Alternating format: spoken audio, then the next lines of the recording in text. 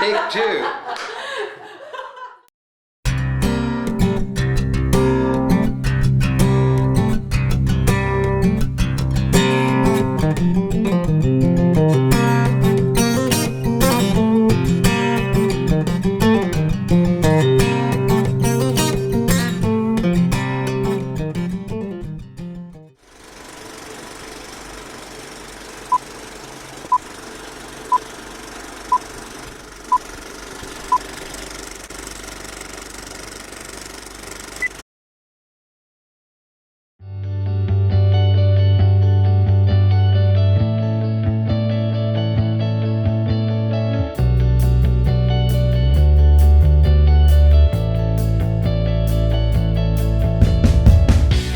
It's been a year since we've met for the first time. Yeah. And it was really a good discussion. I remember I was really excited when I met you first time. It felt like we were both passionate about the same thing, even though we were coming from different experiences, different perspectives. Yeah, exactly. When Keith said, "Oh, you have to meet Marina," I was like, well, everybody is kind of into, data and big data and things. Yeah. But then when we met, I realized, no, it's a good thing that we met.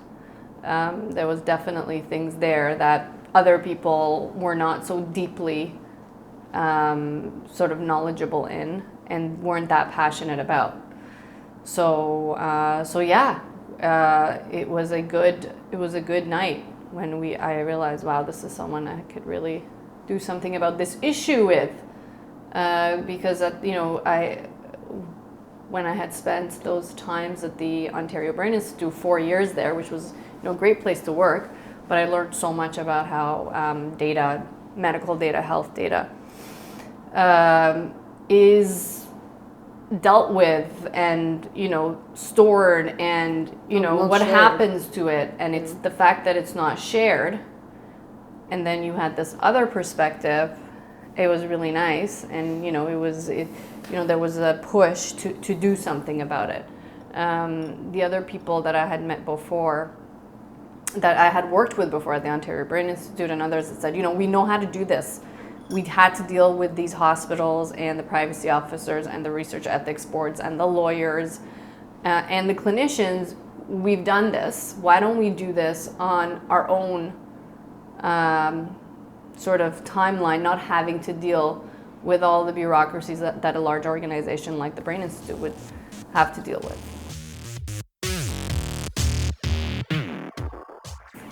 Yeah, healthcare industry is generally very slow at adopting new technology and with data sharing. From all the conversations I had with doctors, I realized that the solution will come from the private sector. It will not come from the healthcare sector. And yeah, when I started to do my research on big data and all the new technology of like wearable devices and see how much data we're actually sharing, I thought it's crazy that we're not applying all this technology already in healthcare and look at data same way like other industries look at. Right now, like we can even predict what's kind of strawberry type farmers should plant next year. So other industries definitely using big data solutions. Why we're not using it in healthcare when you can actually save lives? Yeah. And there is so much data already because there was at least push for like digitizing medical records. So some of it already in a digital format.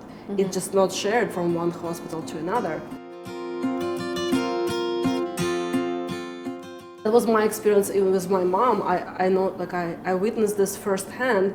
When we would go to one doctor, he would do same test as the doctor a week ago, but he didn't have results from the previous doctor. So he would order same tests, and then he would probably not share his results with the next doctor we would see.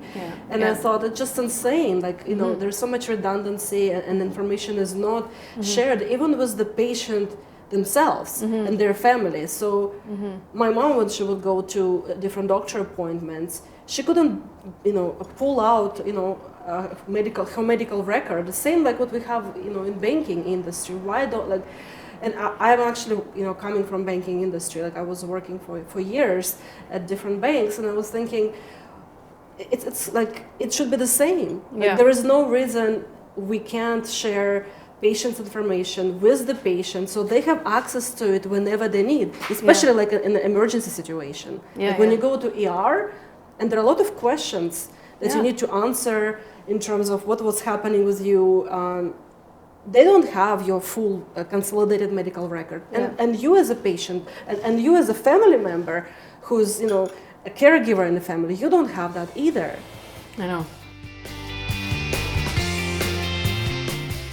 It doesn't make any sense. It feels like people are in their, it's almost like a preservation thing. It's like they are fearful of them being the first to take an action about this, or them ending up on the front page of a newspaper, or them taking a risk that other people aren't taking.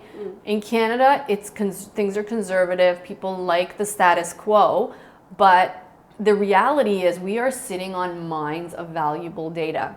One, on an individual basis, like the situation of your mom or any patient, is we should have access to our own data. But two, we have to be able to take all those data that we have access to and use it for research and discovery and diagnosis.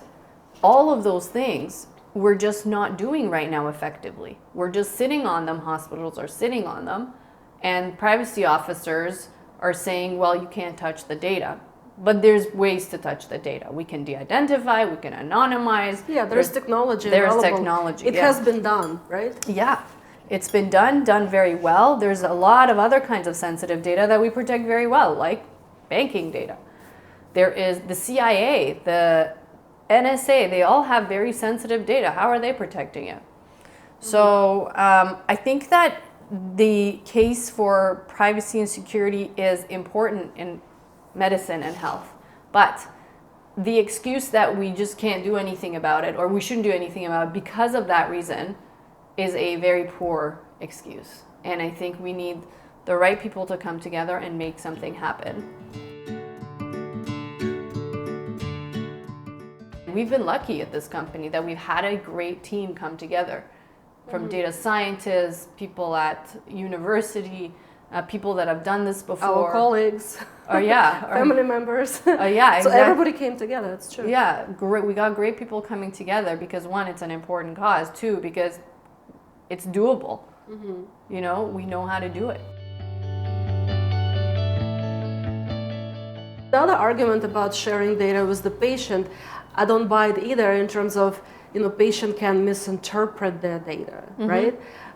We don't say that, if you share their banking information, like, oh my God, like you can't look at your bank statement, like you can misinterpret somehow. We don't say it in any other industry. Why do we do that with patients' health information? And especially like when I was thinking about how much time doctors spend with you at each visit. You as a patient not having full access to your health information, like that's when you can maybe learn something new that you didn't know and you should know as a individual. Like in my mom's case, actually, a few years ago, she learned that she was at a risk for fractures because they've done bone density tests. But the doctor never shared results with her. She went skating that year, and she actually had a fracture on her arm. And then later she learned that she was at risk of fractures. That information from the test, so doctor had the test, but he didn't tell her anything. Why she, as a patient, wasn't aware that she's at risk of fractures.